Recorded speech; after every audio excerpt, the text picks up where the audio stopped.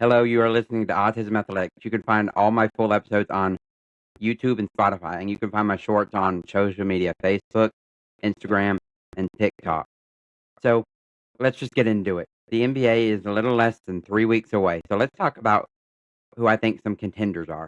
We'll start with the obvious, the Oklahoma City Thunder. They're contenders. Why? They won about 68 games last year, a franchise best. They were the NBA champions, and they have Shai Gilgeous-Alexander, who was the MVP of the league and leading scorer and is a good defender. They also had Jalen Williams, who was an all-star. And then they have Chet, who some people say is better than Jalen Williams. And he wasn't even fully healthy last year. So that'll really help. And then they have a deep bench. They have 7 players that scored double figures this year.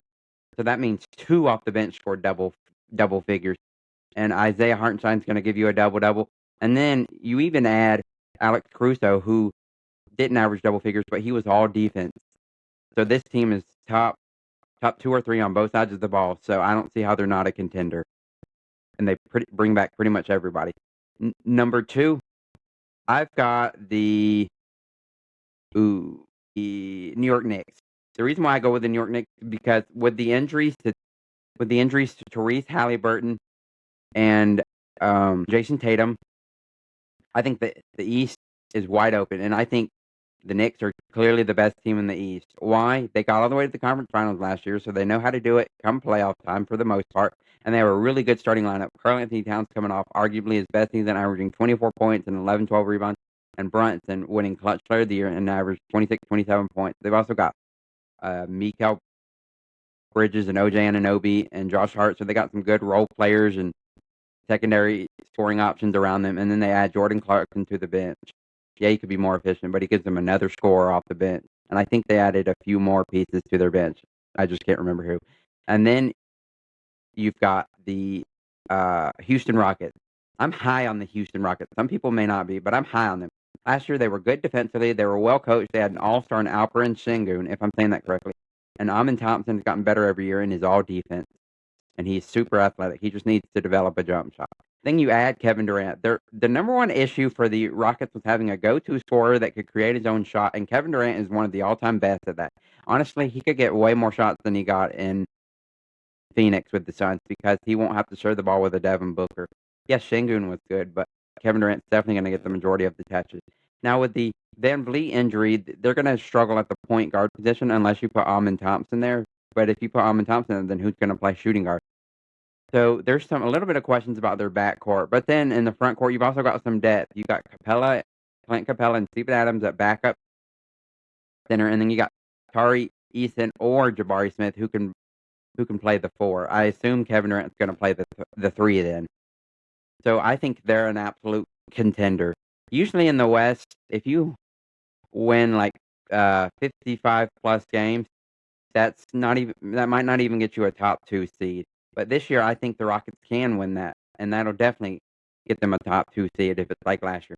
Then another one. You might call me biased, or you might laugh at me, but I'm going to say the Los Angeles Lakers, and here's why. Anytime you got LeBron and Luka on the same team, I don't see how you can argue against that. Austin Reeves is coming off his best season, averaging 20 as the third scoring option. They added, outside of Miles Turner, the best option you could add at center in DeAndre Ayton, and at the very least, he's going to be efficient from the field, and he's going to give you double-digit rebounds. Now we'll have to see how many points he scores and how committed he is to defense, because he always lacks aggressiveness at times, I feel like. And then you add you've got Dalton Connect on your bench, who should be improved from his rookie year, and he can be a good scoring option off the bench who can give you double figures. You add Marcus Smart to the bench, who should be a good defender and can give you another scoring option. And then JJ Redick, he's going to have more experience. They overachieved last year, so imagine what they can do in year 2 with JJ Redick. And don't forget, he made some mistakes in the playoffs, playing his starters too many minutes, and I think he's going to learn from that. And I think Bronny's going to slowly move up in the rotation. Maybe he won't be the 6th or 7th man, but after Marcus Smart and Dalton Connect, he could be the 7th or 8th man right there with Jared Vanderbilt. Maybe I'm overthinking because I want him to play well, but he's played really well in the G League, and he's got a lot of potential, and I think he can be a better scorer than Vanderbilt. And then don't forget, they got Luka about halfway through the season, so they've got more time to develop chemistry with him. I would not be surprised. This is a top 3 seed in the West, and I would be shocked if they're not top 5. Top 5. If they have to play in a playing game, I would be absolutely shocked. Then another contender I have is the Cleveland Cavaliers. Now, there's some question marks. They lost their leading scorer off the bench, Ty Jerome, and they haven't always brought it come playoff time. They have yet to even be in the NBA Finals since LeBron left. I'm not even sure they've made it to a conference final since LeBron left. But when you have Darius Garland, Donovan Mitchell, um, Evan Mobley, who was Defensive Player of the Year, and then you've got Jared Allen, that's a good team. And then you add Lonzo to the bench. He's not going to be the scorer Ty Jerome was, but he'll give you playmaking and some defense. And then you've also got DeAndre Hunter. So this is a good team. If they can bring it come playoff time, I would not be surprised if they're in the conference finals. I still think the Knicks are just a little better. And then another contender I have is the Minnesota Timberwolves. Anthony Edwards is one of the best players in the league. He can give you 25 plus, maybe even 27 plus. He's arguably the most athletic player in the league. He's strong and he plays good defense. Some people would say he settles for threes too much, and they're probably right to an extent, but he did shoot a career high from three in terms of make and percentage wise. And he can be a high 70s to low 80s foul shooter, and he gets to the foul line. So now they're missing a true number 2 star. Julius Randle is not coming off a great regular season, although he was a little better come playoff time. He can be in the low 20s. I think his high is like 24 a game. He can give you double-digit rebounds, but last year he was only about 16, 17 points and about 7 rebounds, which isn't bad, but he didn't play at an all-star level. So if he can play closer to an all-star level, they can be contenders. And they're already good on defense with, like I said, Anthony Edwards, and then they got Jaden McDaniels, and then they've got Rudy Gobert, who's a former multiple-time defensive player of the year, and you know he's going to average a double-double. Say what you want about Rudy Gobert, but he's a decent quality starting center, whether you think he's overrated or not, which I kind of tend to agree with. He's still not a bad player. So defensively, they should be good, and then you've got that elite go-to scoring option in Anthony Edwards. But until they find a consistent number 2 scoring option, or just find a collective number of scoring options they can add, I don't see them winning a championship. And then here are some other teams you should look out for. You should look out for the Atlanta Hawks. I think they're a sleeper. They added Porzingis and got him for basically nothing in a trade. They added Nickeil Alexander-Walker and Luke Kennard to their bench. They added Asa Newell, who some people say could be the steal of the draft, and I totally agree with that.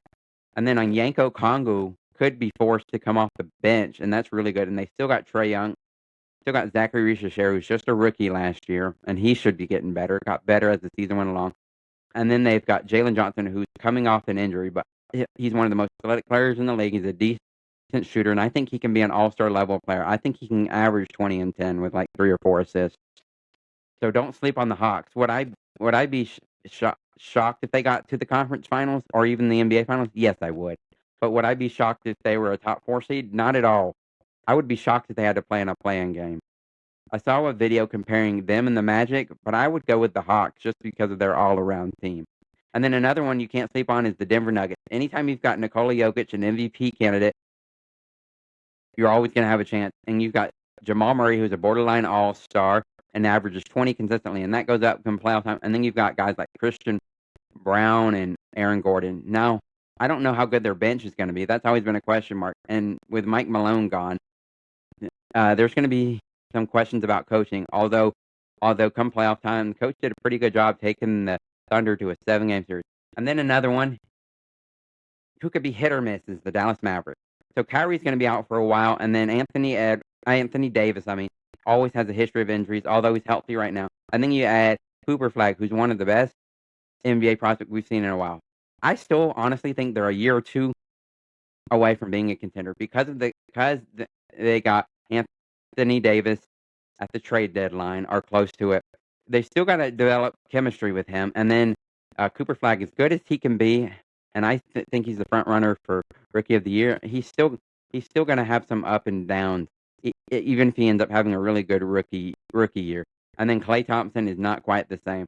Now, you could bring P.J. Washington probably to the bench. And then you've got Derek Lively and Daniel Gafford, which is a good center duo. So I would not be surprised if they were a good team, even with the Kyrie Irving injury. But like I said, I still think they're a year or two away from being a true contender. I would be shocked if they're a top 4 seed, but I would not be surprised if they were a top 6 seed and avoiding the playoff. And I would be even more shocked if they are not a playoff team.